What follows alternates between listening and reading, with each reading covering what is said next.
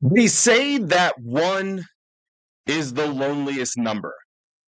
And seeing as though I will be starting this show without my better half, I can attest to the fact that, yes, one is in fact the loneliest number. But more to that song, it goes on to say two can be as bad as one, and that's just idiotic. That's probably why songs back then just weren't as good. The lyrics weren't as thoughtful. Because anybody who thinks that two being as bad as one is an idiot. Those kind of people are the kind of people that think that the Denver Broncos staff is abandoning ship and leaving, even they're all getting promotions. This is altitude adjustment.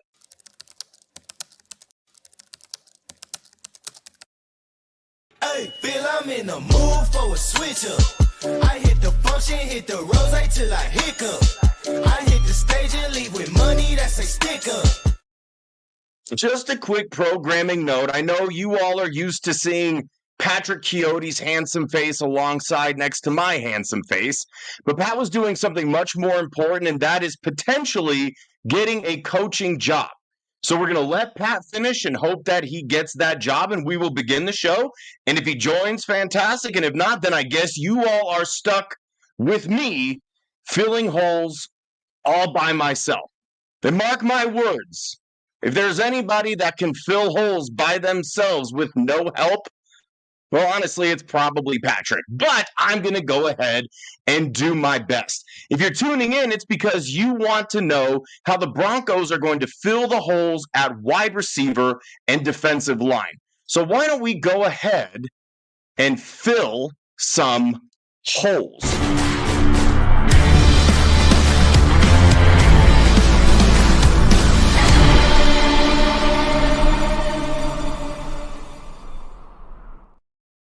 So last week, Patrick and I filled the hole of the running back position, and then we filled the hole of the tight end. And I dare say that there's not going to be any better hole filling than that of the tight end. And anybody that's ever filled the hole of tight end, well, I think you know exactly what I mean. But I digress. Please don't take what I'm saying to be disgusting or gross, because that's all we did. We just filled the holes on the roster, and there's no sort of connotation related to that whatsoever. But tonight, I will begin by filling the hole at the wide receiver position. First, you go tight, and then you go wide. And I think it's important to address tight ends before wide outs. But I digress. I'm going to give you a free agent, a trade candidate, and somebody available in the draft. And before I get going, I will say that at some point, Pat and I are going to have a draft special where we have a different member from LTB address all of the Broncos draft needs. So we're gonna bring them in kind of in an order, and each individual LTB member who is an expert on the given position, they will kind of talk about the different needs for the Denver Broncos and how they fill those holes. So if you think that we're going to be done filling holes after the ends of this segment, then you're drastically mistaken, because all we are going to do is fill holes this entire offseason. It's what we do, and it's what we're best at. So we start with the wide receiver position. What do we do at the wide receiver position to begin with? Now, there's been a whole lot of noise, a whole lot of clatter about Deebo Samuel. You've heard from some unreliable sources that perhaps Denver is the place. I've reached out to some of my sources, and from what I'm hearing, this is nothing more than a leverage move for Deebo Samuel's camp. Because if you think about it, how do the Broncos benefit by letting it leak that they are interested? No. See, Deebo Samuel and his camp, they benefit by having something like this leak, so you drive up the price for him. You have teams clamoring, thinking that they want Deebo Samuel, and maybe they do. Maybe Deebo Samuel is the missing piece for a certain offense, but from what I'm hearing and what I've heard, Deebo Samuel is not going to be a viable option for the Denver Broncos. Now, we're never going to say never, and anything can happen, certainly, but as a Broncos fan, I would tell you to temper your expectations and perhaps not expect a Deebo Samuel. Now, for a trade candidate, I really wanted to say Garrett Wilson here, but it just seems exceedingly unrealistic that the Broncos would trade for a Garrett Wilson. Why? Well, first of all, why would the Jets want to trade him? I understand that they're going to be in a little bit of a rebuilding mode, but he's on his rookie contract. He's very cost controlled right now. And if the Jets, if they spent a first round draft pick on Garrett Wilson, I can't imagine that they're going to trade him for anything less than at least a first and then probably another player or an additional draft pick. And I'm not super excited about trading premium draft picks, even for a player of Garrett Wilson's caliber. And a big reason is because this team has done a really good job drafting the last couple of years. That Peyton connection, they seem to be getting it right more often than not. And as a Broncos fan, like, the draft is exciting. Like, I'm excited at the prospect of, maybe something happening and they draft a Tyler Warren or a Colston Loveland or an Emeka Egbuka, if that's the direction that you want to go, or a Walter Nolan or a Grant, somebody like that. And call me crazy, and maybe it is crazy to think that, a first rounder is a little bit much for Garrett Wilson. I think instead, if that's the direction that you want to go as a trade, and I think that this is the least likely, so I'll lead with this one, I think you can fill that hole if you make a deal with Cooper Kupp. Now, the reason that I think that this is more enticing, obviously he's long in the tooth. Cooper Kupp hasn't played more than 12 games in each of the last 3 seasons, and that's obviously a huge red flag. I think you also need to look at the fact that the Rams seem desperate to part ways with him, and maybe it's because they think that they're going to get more than he's worth. But I want to preface this by saying, going after a Cooper Kupp, this has to be a steal. And you look at what the Browns gave up for Jerry Jeudy last year, and granted, they signed him to an extension. But if we're kind of basing it off of that type of value and where Jerry Jeudy was at that point of his career versus where Cooper Kupp is right now, I can't imagine the Broncos, or any team for that matter, giving up more than a 6th-round pick. So if it's a situation where the Broncos can trade for Cooper Kupp and the Rams are paying the majority of his salary, which they've made it clear they're willing to do, then I'm okay with bringing in Cooper Kupp for a 6th-round pick, and then maybe you get a 2026 7th in return. Now, I know it's not that exciting, but the bottom line with the Cooper Kupp at this point of his career, he's going to raise the floor of that receiver room. Is he going to have an immense, level of production at this point? No, he's not. And I think it behooves him that Puka Nacua kind of took over as wide receiver 1 last year for the Rams, and maybe it took some pressure off of Kupp. And we've seen that he can fill that role as a wide receiver 2. Of course, he comes to Denver, he might be a 3rd or 4th option. Is he going to be okay with that? And as Dak is pointing out, yeah, McVay and Peyton were chilling on the beach on a boat somewhere, perhaps talking business, maybe trying to figure out, like, if you're telling me that those guys were hanging out and Cooper Kupp didn't at least come up once, like Sean McVay's like, hey, you interested in Cooper Kupp? What would you be willing to give us for Cooper Kupp? I mean, I can guarantee that got brought up. And so I'm okay with filling that hole at receiver with a Cooper Kupp, as long as you're not giving up premium draft picks. Then again, it's really difficult to kind of justify even giving up a 6th-round pick, because you look at a guy like Devon Bailey. Granted, he was a geriatric by the time he was drafted, but I digress.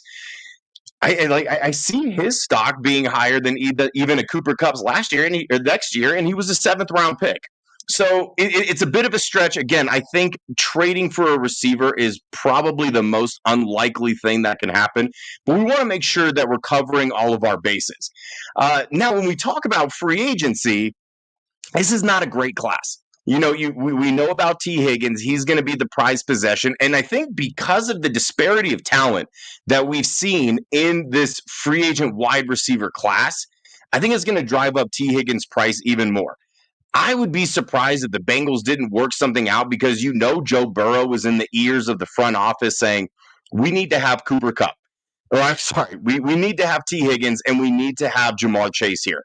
I don't know how you're going to work it out, but you have to work it out. It has to get done somehow. And even if it doesn't get done, I don't see the Broncos as the kind of team right now who are going to drop the kind of money that it would take for a T. Higgins. I would be all for it. I love T. Higgins. I think he and Courtland Sutton here would be fantastic together for at least possibly the next couple of years, depending on what the Broncos decide to do with Courtland Sutton. But again, I think it's a little rich for my blood. And Bree's bringing up Chris Godwin, and this was the next guy that I wanted to discuss. I really like Chris Godwin, and I think if this was 1 year ago, I would be much more excited about a Chris Godwin. But as a body worker and as a professional when it comes to the human body, that injury just really scares me, especially at this point of his career. Like, how much of a drop-off are we going to see in Chris Godwin? And like I've talked about on this show, and Pat and I have talked extensively about, when you have a major injury like that, especially at a position like wide receiver where you need those quick twitch muscles, you have to be able to have that body control to get in and out of your breaks and your cuts extremely quickly. You almost have to grant Chris Godwin a 1-year reprieve and give him a chance to really get back into the Chris Godwin mode. And at that point, I think he's 30, 31 years old.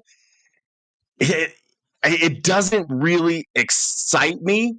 So if you can convince him to come here and maybe sign a 1-year prove-it deal that says, we'll give you a few $1 million and you're going to be wide receiver 2 or wide receiver 3. And if you can show us that you can perform and that there's no drop-off from your injury, then we'll go ahead and do that, and then we'll run forward. But anything besides that, I can't wrap my head around the idea of Chris Godwin.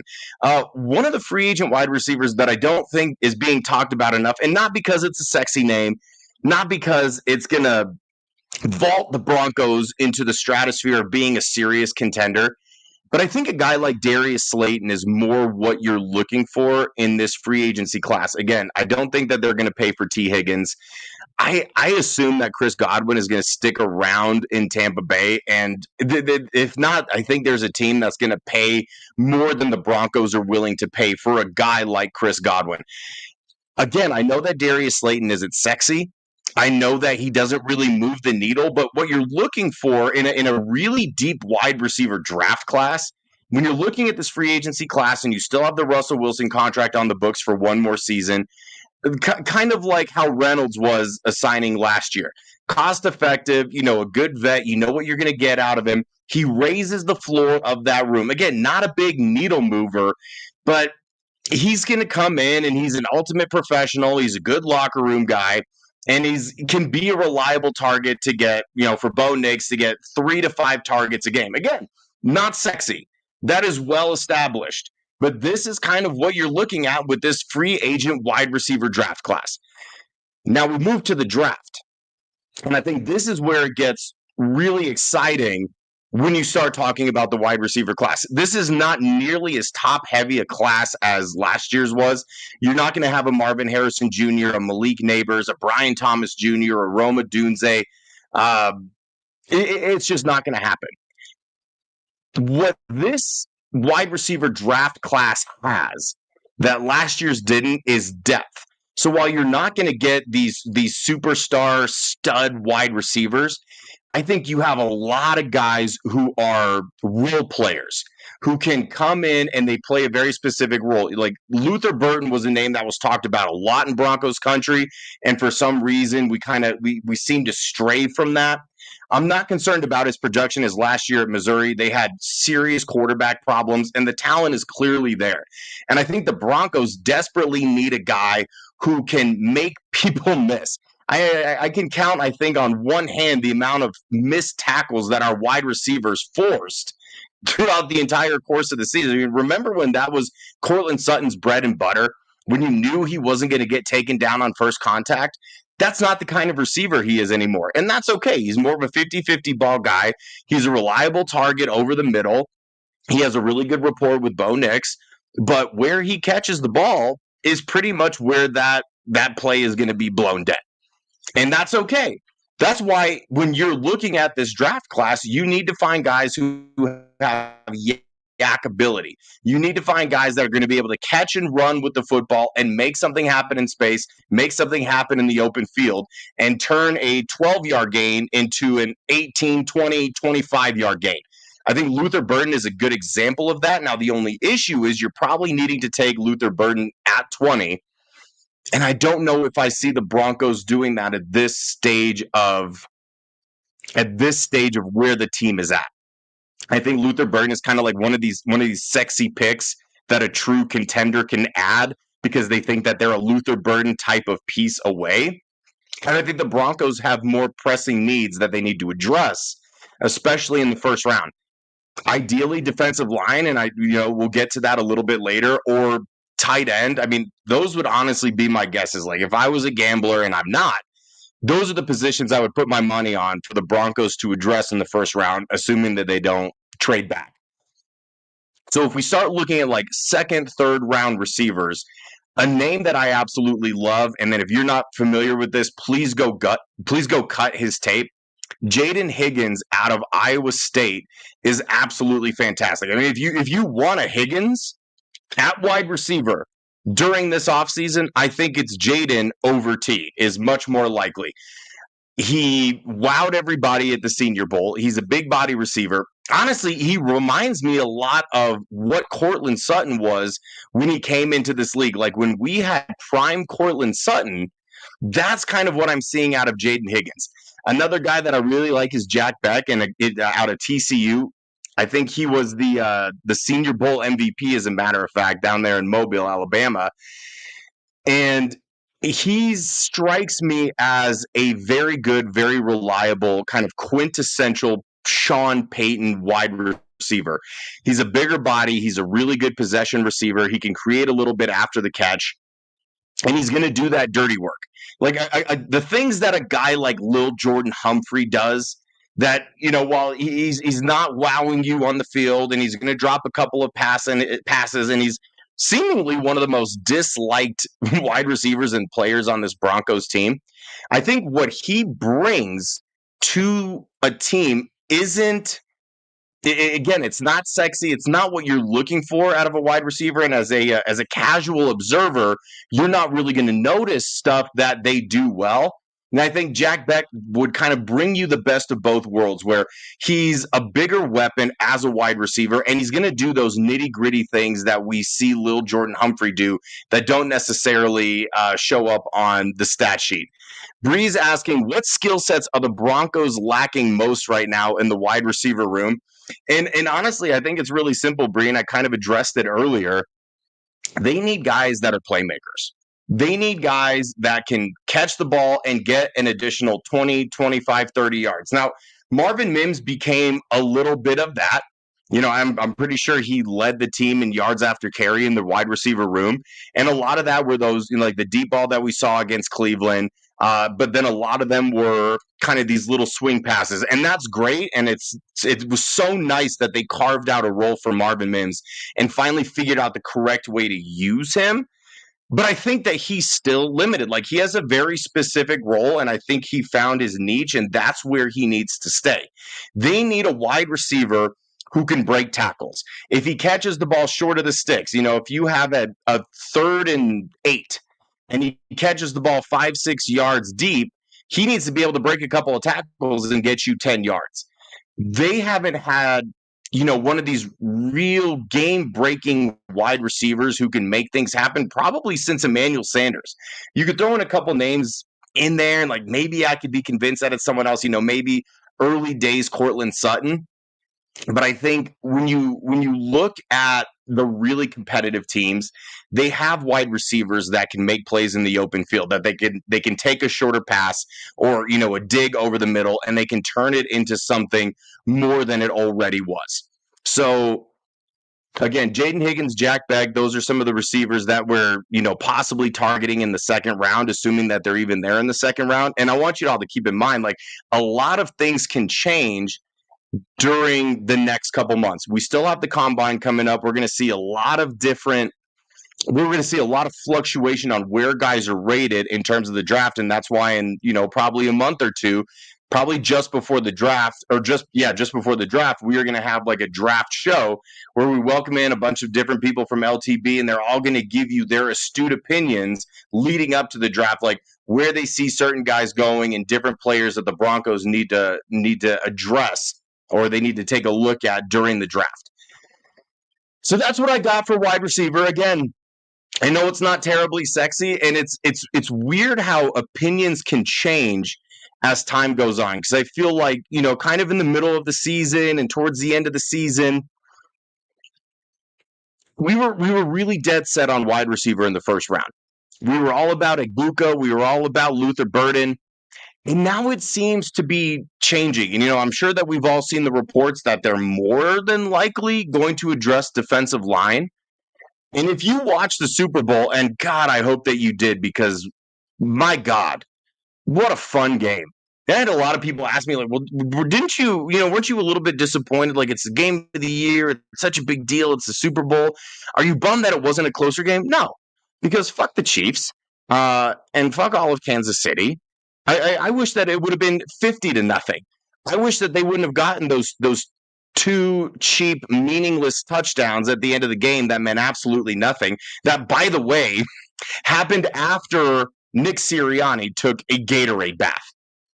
But I digress.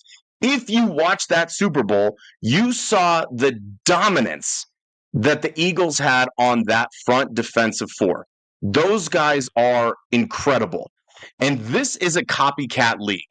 I guarantee you that 30 other NFL teams watching that game, they realize that if they want to compete, if they want to take down the Chiefs, the Buccaneers showed the blueprint, and now the Eagles showed the blueprint this past year. That's how you beat them. And this is not new developing information. This has been known for a long time. You beat Patrick Mahomes and the Kansas City Chiefs by generating consistent pressure with a 4-man rush. The Broncos have some good pieces.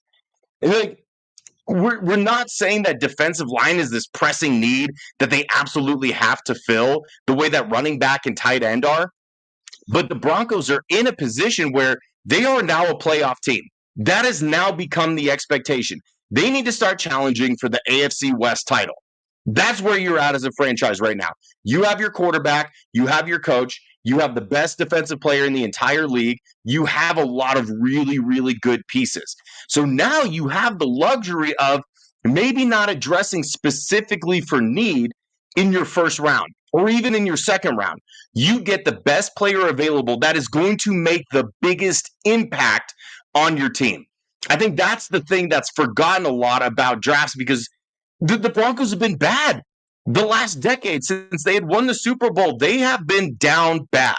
This has been the worst stretch in franchise history. I think it's been the longest amount of time they've gone without making the playoffs since before Pat Bowlen. So we as a fan base have addressed this and approached this as they need to fill this hole. They need to fill that hole. And I'm all about filling holes. We do entire segments about it. But the luxury of having a really good team, like better clearly than anybody thought, is you can start making luxury picks. And when you have a first round pick, you need to get somebody that is going to play from day one and is going to have a big impact. And if Tyler Warren is not there, and again, I'm doubting that he is, I am much more excited about a Walter Nolan or a Richie Grant or a Tyleik Williams, all big interior defensive linemen. That gets me more excited than a Colston Loveland. That gets me more bricked up than a Colston Loveland. Because again, with this being a copycat league, and maybe because of that, other teams are going to kind of get wise to that. And a guy like Walter Nolan or a guy like Grant, they're not going to be there by the time that the Broncos pick at 20, and then maybe you have a decision to make.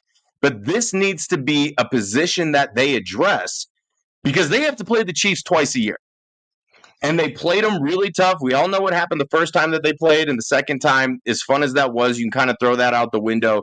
That was a JV scrimmage for that team.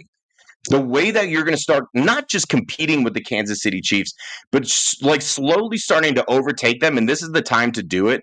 I think they have 66% of their salary cap is tied up into 5 players. Patrick Mahomes signed this really stupid team-friendly deal years ago. But now that money is starting to become really substantial, where it's going to be more difficult for the Chiefs to fill all of their needs in the span of one off season. This is the time that you start gaining on them as a team. This is the time that you start trying to overtake them. And again, if the Broncos far exceeded expectations and they won twice as many games as anybody thought that they were going to win, the expectation now is, all right, well, you won 10 games with a roster that was thrown together with bubble gum and duct tape.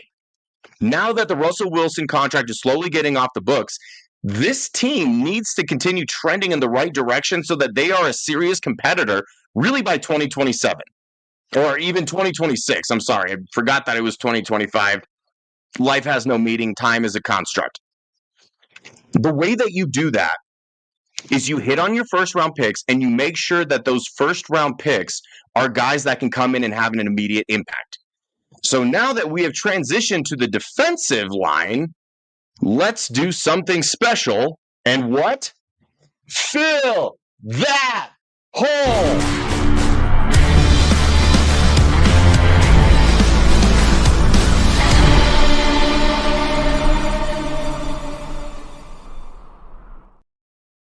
So I'm going to be really bluntly, perfectly honest with you all when it comes to filling the hole on the interior defensive line. This is Pat's area of expertise, and I was really hoping that I could just piggyback off of him during the segment, but alas, I'm left to my own devices. So what I will say, I'm gonna think outside the box here a little bit, and instead of mentioning a name of a free agent that I think would fill the hole of the defensive line, I've addressed and given you some names of guys in the draft, and I also think that this is such a deep interior defensive line class, and you really have guys of like every variety and flavor. Do you need a guy that can push the pile and is just like a massive 330, 340-pound dude that just takes up a ton of space and invades rush lanes and is able to swallow up the center? Well, we've got a guy for you like that. Do you need a guy that's maybe under 300 pounds but can really get after the quarterback and is an elite athlete? Well, they have that too, and they have everything in between. What I think the Broncos need to focus on for the draft, and then if they do address it in free agency, and I haven't taken a look at the interior defensive line free agents aside from like a DJ Jones, who they need to re-sign, in my opinion. Like, as long as he's not costing you too much, and maybe another team comes in and snipes him and gives him more than the Broncos would be willing to give. I thought DJ Jones was fantastic this year. And if you want to see some of his cut-ups, I know Frankie put together a really nice package, because if there's one thing Frankie knows, it's nice packages, on DJ Jones and why he was so imperative and so important to this team. So first and foremost, I would love to bring DJ back. He's another great culture, locker room guy. Everybody on the team loves him, and I think you need to keep him around. I think you got some of his best work this past year. But I think it flew under the radar because a guy like Zach Allen and a guy like John Franklin Myers were so unbelievably good. So if you look at this defensive line, most importantly, I think instead of filling the holes necessarily, I think that you need to address the guys that are on your team. I think you bring back DJ Jones and you absolutely, unequivocally, 100% need to extend Zach Allen. And I think the Broncos fans should temper their expectations when it comes to free agency. I know we're going to get all excited. We're going to see the list of big-time free agent names, and we're going to think, oh, I want him to sign this guy. I want him to sign that guy. It's not going to be a sexy free agency. They're not going to spend a lot of money because they're going to need to figure out guys that they need to extend or guys that they need to re-sign. I think a lot of their work is going to be done in the draft. And I think that the kind of signings that we're going to see will be similar to the kind of signings that we saw last year. Guys like a Brandon Jones, guys like a Cody Barton, who at face value maybe don't move the needle as much as you would want them to, but you put them in with this defense with Vance Joseph. You give Vance Joseph a couple of more pieces and allow him to build on the legacy that he already has. That's kind of the direction that they are going. So if you're scrolling down the list of interior defensive linemen, look for guys that are big, like preferably noticeably over 300 pounds. Because right now, the Broncos have two guys on their roster listed at over 300 pounds. It's Wazurike, who gets spot duty, and then I want to say Jordan Jackson or some practice squad player who wasn't really getting meaningful snaps. If there's one concept that the Broncos need to embrace, it's that they need more meat on their defensive line. They need to fill that hole with big meat. And how do you do that? What exactly do you mean by that, Mario? You have to find defensive linemen that are over 300 pounds.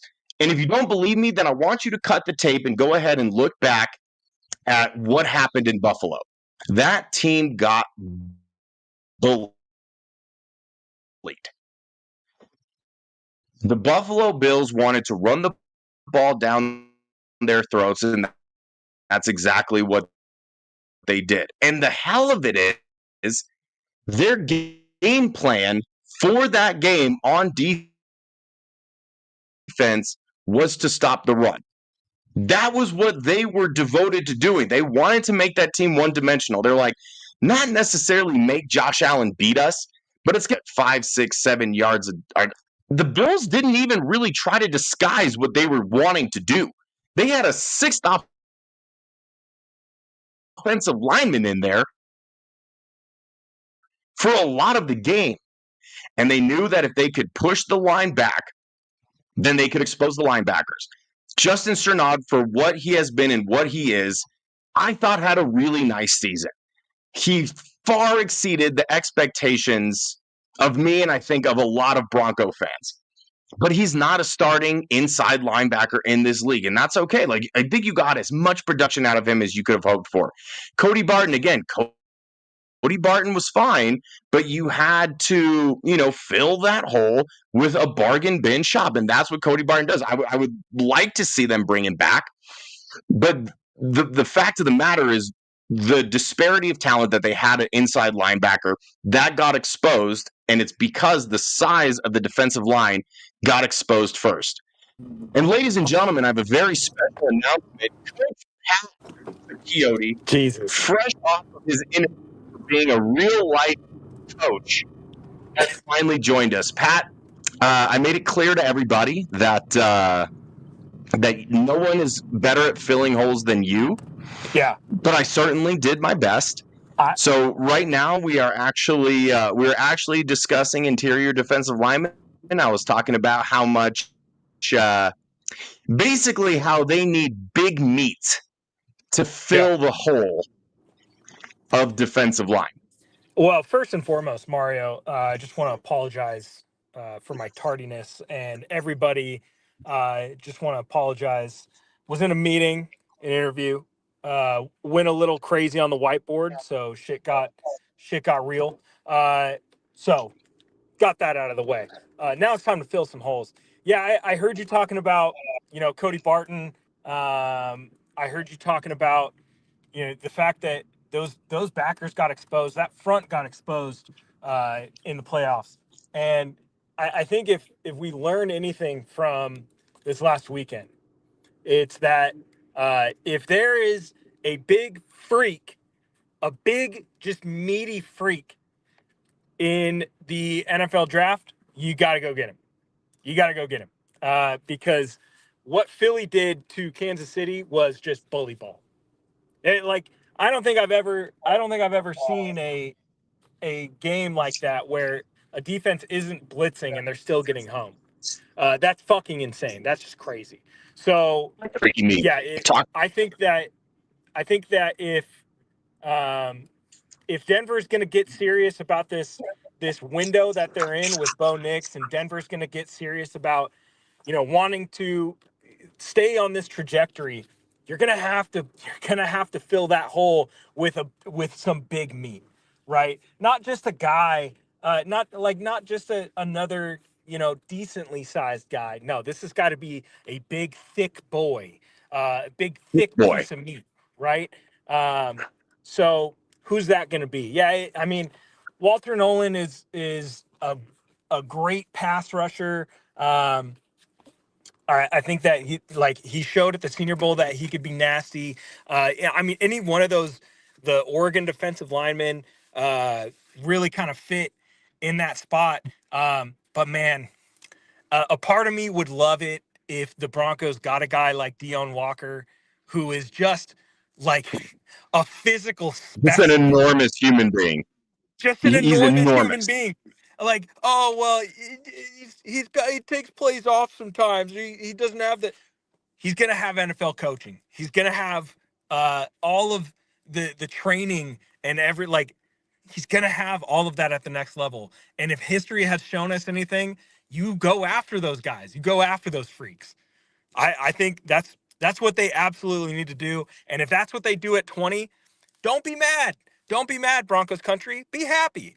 Be happy because now you're going to get a little more defensive creativity.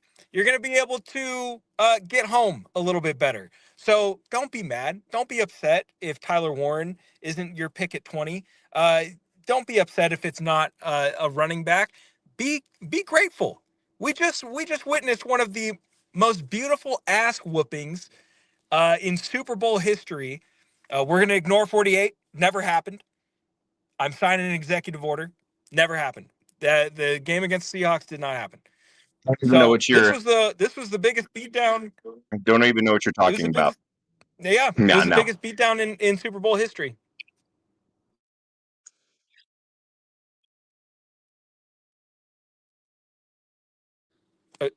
That's it. That's all I had to say. Yeah, and that's exactly what I was saying, and that's what they need to do. Since you and just so everyone can be reminded what we're doing.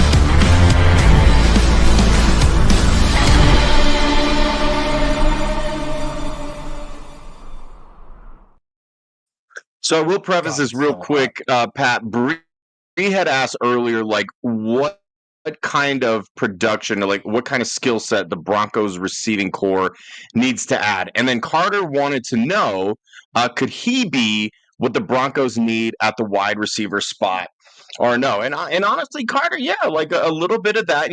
Preferably not a guy that takes plays off, but someone who doesn't drop passes. You can get decent yak out of them. But Carter, your game is still developing, right? Like you're getting better and better, and you've always reached that point. But your pinnacle needs to be like where Pat is as a wide receiver, where there's nothing that he doesn't excel at. So I think you're on the right track. But I'm thinking more of like a Patrick Chiotti type for this wide receiving core. How are I've already. you filling the holes at the wide receiver position, Pat? Well, look, I've already had the conversation with Sean Payton. Uh, I'm coming in. I'm going to be the Z in this offense. We Uh, need one.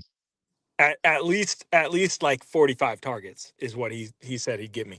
No, I think look, I know that like the Debo stuff is going on, and like I don't necessarily see him being the Z per se. Could he play that role? Yeah, absolutely. Um, Sorry, I'm still in my car.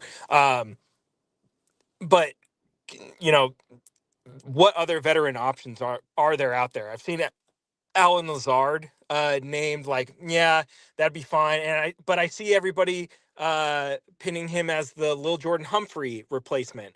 And it's like, okay, well, we still need we we still need a Z guy. Like, we still need another guy in that room. So I told the chat today I'm going to be pushing a narrative this offseason. And if there is a veteran out there that the Denver Broncos want to bring in at the wide receiver position that is strictly going to be a Z, not going to be the slot gadget guy, because that's going to be Mims. Not going to be the F, the flanker type that Lil Jordan Humphrey is, who's going to do some dirty work inside, who's not going to be an X, obviously. Brandon Cooks, he's old. He's a veteran. He's been around the league, most traded player in NFL history. But Sean Payton is the guy who drafted him. He knows the offensive scheme, and I think that he would be a good fit as the Z in this offense. I think he's still got a little bit of juice left. I don't think that Dallas was necessarily using him correctly. I think that he could come in and be that guy that can beat man coverage. He can still run your deep routes and stuff, but man, he's still got he's still got some juice. So he's a free agent. Don't have to trade anything for him. You could probably get him on a cheaper deal. And I know that he wants to play on a team that is ready to compete and ready to win.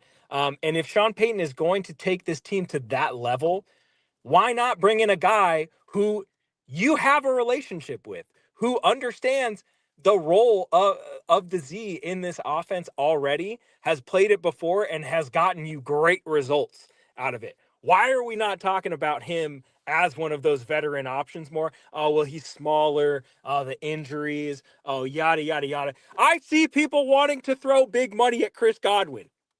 Stop. Like, if you're going to complain about Don't somebody's say that. injury history, That to don't say that to Bree, Pat, because she is very aggressively pushing her narrative of a I Chris Godwin here. I know she is, And I but hate what I'm saying, disagreeing with Bree. I really do. I I don't not want Chris Godwin. Like, if you're giving me healthy Chris Godwin, yeah, I'll throw some money at that, right? But he's gonna garner a bigger contract than say a Brandon Cooks would, right? So you bring Brandon in on like a 2-year deal. Hey, that's perfect. That fits the window. He's going to be a guy who's going to be a team first guy. He's going to be a guy who's going to give you everything he has. And he's going to be a good Z in this offense.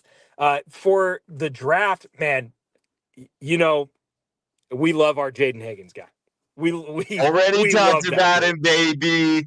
We love that dude, right? But I think, like, I'm not super high on the Tez Johnson love. Like, I don't see him fitting necessarily into that. The story isn't enough for me, Story's Pat. awesome. I know it's an Yeah. awesome story. It's Yeah. not enough for me. No, and could he play the Z in this offense? I don't know. He's a good man beater, that's for sure. But like, the size concerns are just way too high for me. A guy like Torrey Horton, though, from Colorado State, bring it on down. Give me that. Like, I know this dude can compete. He's played in some big games. He did get that injury this last season, but I think that he'd be a good sneaky mid-round option. Someone that you wouldn't have to give up a ton of capital for. But it would be one of those like low risk, high reward type of situations where you're picking this guy to come in and fill this role, and he's going to do everything he can to do it. So I think, like, push the Brandon Cooks narrative, folks, but there's definitely some rookies in this class that could fill that hole extremely well. Yeah. And I'm glad you phrased it that way, because the point that I was making before you joined was that I don't think that they're going to do anything sexy. Like the three guys that I gave, like if they go with a trade, I don't think it's likely, but I had Cooper Kupp up there. I don't think that the Jets are going to deal Garrett Wilson, and I'm not psyched about like giving up a lot of draft capital for him. I don't think that the Deebo Samuel story really has legs. It seems like a little bit of a misdirect. And I really was making a case for Cooper Kupp just to be like, he's going to raise the floor. Maybe you can get away with trading a 6th-round pick for him. And the free agent that I had mentioned, and in like kind of in the same breath as you, where it's like, I addressed the T. Higgins situation. I just don't think that they're going to throw that much money at a wide receiver, at a free agent wide receiver, when they need to re-sign some of their own players. I think it's going to be like, it'll be kind of like bargain bin shopping, sort of what they did last year, but maybe they take the next step up. So they're not at the dollar store, they're at the $5 store, right? And you have to find guys who are culture fits, who are going to play very specific roles.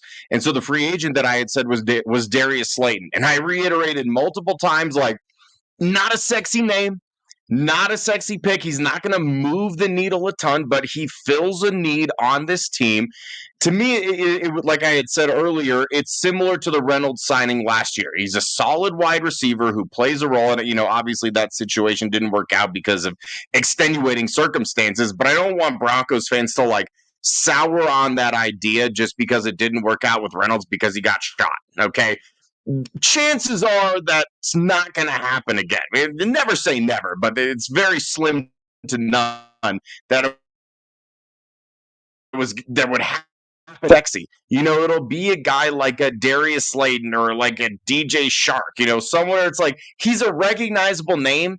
Like if you play fantasy football, he's the kind of guy where he's always available. And he has the one big game and you pick him up, and then maybe he has a couple big games for the rest of the season. But for the most part, he's kind of a letdown, bottom of your roster guy who you're playing if you have injuries or you have people on a bye week. That's the kind of receiver that I think theoretically they would target.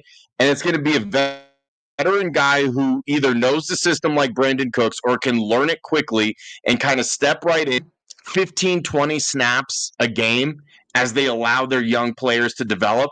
Now, I will say this, Pat, like a lot of what's going to happen next year, and I didn't get a chance to mention this before because I wanted to kind of bounce it off of you. I think the development of Troy Franklin is going to really push the team in one direction or another. And I know how you feel about Troy Franklin.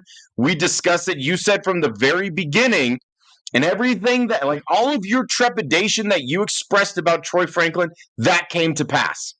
So let's split the narrative, and we'll take it in two different directions. If Troy Franklin hits the jugs machine and he learns how to catch a deep ball over his shoulder, he can be a really good wide receiver. If he does not learn how to do that, then he is basically going to be Kadarius Toney. Fantastic separation, really good at the balls in his hand, total playmaker. But if you can't actually get the ball in his hands, then it does you a shit load of good. Yeah. I think if you're in the camp that you think that Troy Franklin can be a guy, more power to you, because my God, I really, really hope that something clicks and he turns it around. But if we base it off of what we saw, Pat, I don't have a lot of faith in that. There's definitely potential there, right? There's always just been potential with Troy Franklin. It's never been like oh yeah, this bona fide star receiver in the NFL. It was like some team is going to see his speed and be like, oh yeah, that's a first round guy. And then there's just like he's got a bigger frame, right? So you'd think like, okay, maybe this guy, but then he's only like 180 pounds soaking wet. So is he going to be your physical X? No, can't get off the jam. So is he going to be your prototypical Z? Well, like, those guys usually run like a ton of option routes, and I just don't know if that's really his game. So even Sean Payton said it in the press conference, like he's just going to be like a big slot, essentially, like a slot Z. And that was mind-boggling for everybody. But I think the potential is still there if he takes that jump. For me, with Troy Franklin, the jump has to be between the ears. The jump has to be the mental game. We saw it a few times in this season. Even when we were looking over some of the plays, there were some plays where it kind of looked like Troy Franklin didn't know where he was supposed to be or didn't know what route he was supposed to run. And you kind of see him looking confused when the play's over, or you kind of see him like looking around at like court and trying to check with him like, hey, what route am I supposed to run? Those are the things that will get you fucking fired in the NFL. And we saw Sean Payton go off on him in the playoff game on the fourth down because he didn't do the right thing. You have to be able to execute. You can't let these minor, like, people would see it and be like, oh, that's not that big of a deal. That's not that big. Look at what fucking happened in that play. It would have been a first down, maybe even a touchdown. But because of that little mistake, little things, it was a turnover on downs. Pat. You do the small things the same way that you do the big things, week in, week out. And if he can't do that as a professional, you're not going to have a job. Now, not to say that I don't like him. The speed, oh my goodness. We know he can separate. We've seen him in the RPO game. I think that's going to add some value to him next year. But you got to be able to catch the ball. You got to be able to catch the ball when you're wide fucking open. And the fact that they traded up for you means that they invested something in you. Take that seriously. So I think Darius Slayton is a great veteran option there. I think that he would fit that Z option or the Z role very well. But I think whoever they sign and whoever they draft, because they will draft one. We know this. No, they drafted 2 last year. Guess what? Sean Payton once took a receiver in the first round and then took another one in the second round the year after that. So don't come at me with that bullshit, okay? I know, I looked. He doesn't give a fuck.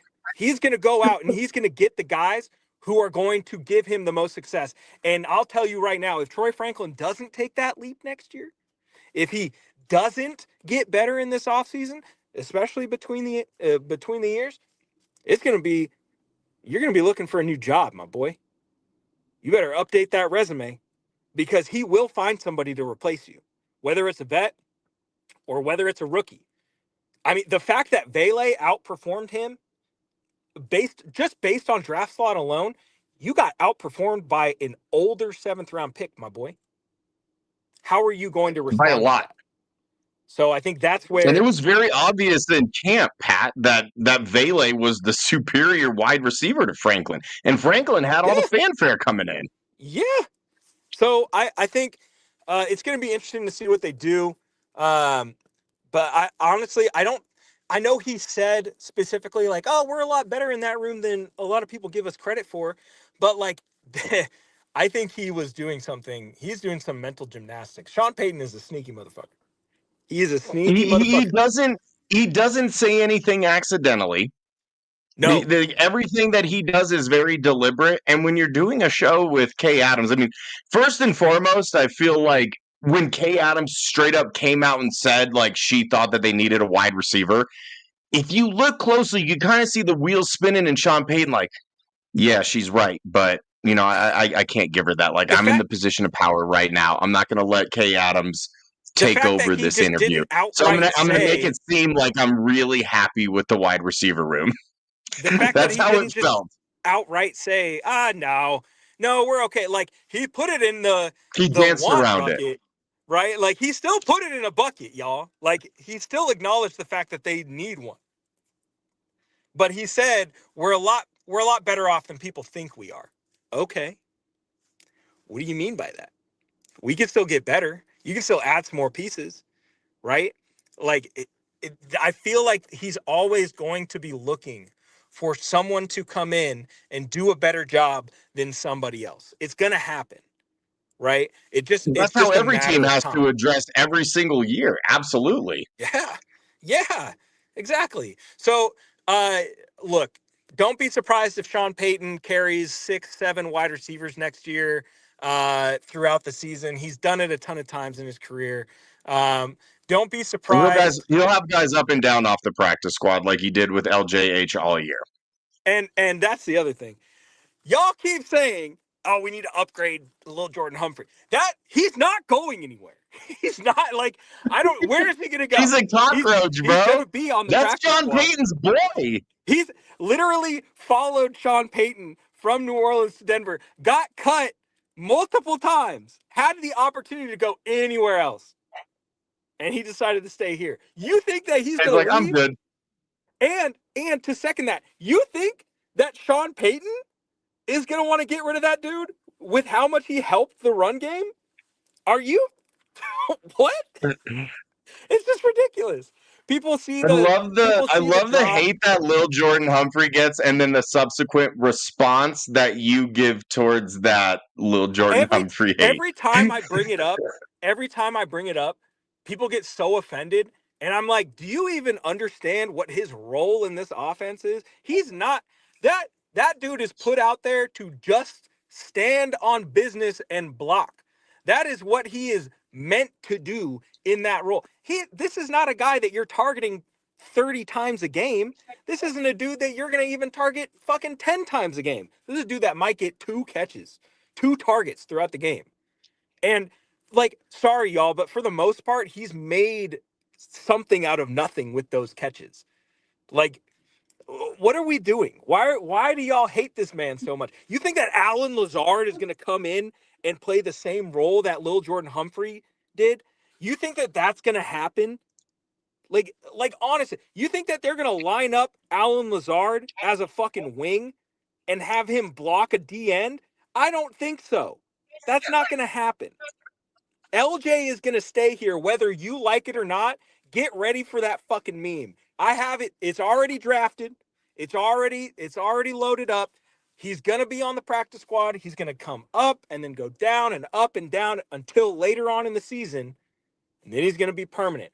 And y'all are going to cry and say, oh, why is little Jordan Humphrey still on the roster? They need to make a stat for blocks because that dude might, wide receiver blocks, that might be a top 10 dude in the league as far as run blocking efficiency for a wide receiver.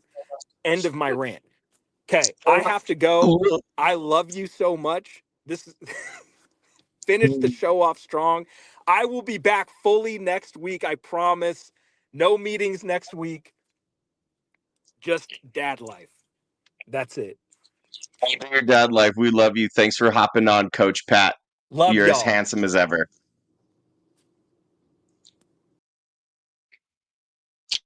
Yeah, Lil Jordan Humphrey feels like that Simpsons meme where Mo throws Barney out of the bar and he's kind of doing his hands like this, and then the next scene is just Barney's back in the bar just chilling there.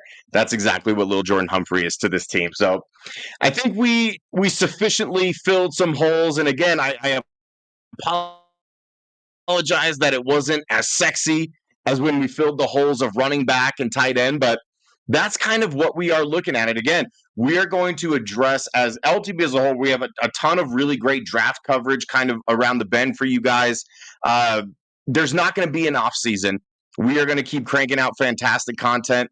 If you subscribe at all to the rankings that Mike Carmelini does, even though they're deeply flawed, he had his 10 best Broncos draft Twitter accounts, and I believe 4 or 5 of them were all LTB people, and rightfully so. And I think he even left off Zach Seegers, and I'm sure Zach is having a really difficult time dealing with that internally. But no, we're going to have plenty of content. I think when we get more into the draft season and everything kind of starts to solidify and come together, post-combine, when we start getting a clearer picture of where guys are projected to go, that's when we're going to get into the really fun stuff of who you can look for the Broncos to target in the draft.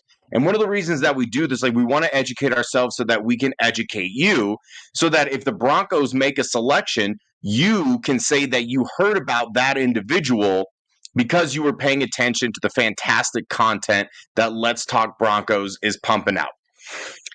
One last thing before I go, and I apologize that the show was a little bit bizarre tonight. You got a whole lot of solo Mario, which depending on who you ask isn't what you're bargaining for. But here I am nonetheless, just pretty much just doing my best and not trying to stress out too much about being alone. Thank God Pat bailed me out because I was damn near out of things to say. One last thing that I want to address to Bronco fans. I know that you're going to have this urge and this desire to shit talk Chiefs fans. And Lord knows that they deserve it. The level of arrogance and obnoxiousness that it took Boston fans, Boston of all places, it took them 20 years to kind of acquire that level of arrogance of Tom Brady. And Chiefs fans have achieved the same level of obnoxiousness in less than half the time, the last 6-7 years. I know that a lot of them are not very intelligent. And I think a big part of it is because their entire personality has become the fact that the Chiefs are good at football. They have nothing else going on in their lives, and it's really sad to see.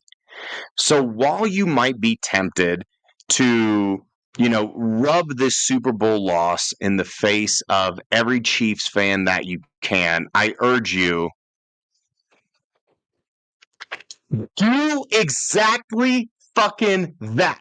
They deserve it. They are the most insufferable, toxic, obnoxious fan base that I've ever experienced. And if you want to take this Super Bowl loss and how their golden boy Patrick Mahomes pissed and pooped down his leg on the biggest stage of all, you want to take that and rub it in their fat, dumb faces, you do that.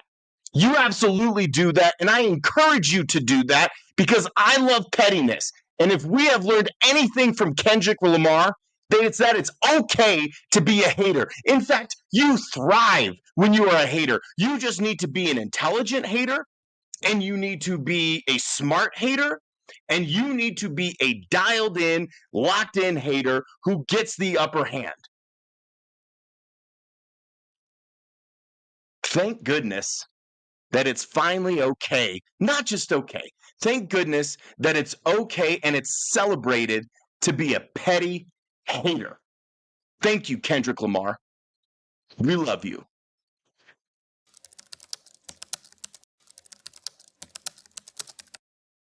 Hey, feel I'm in the mood for a switch up. I hit the function, hit the rose till I hiccup. I hit the stage and leave with money that's a stick up.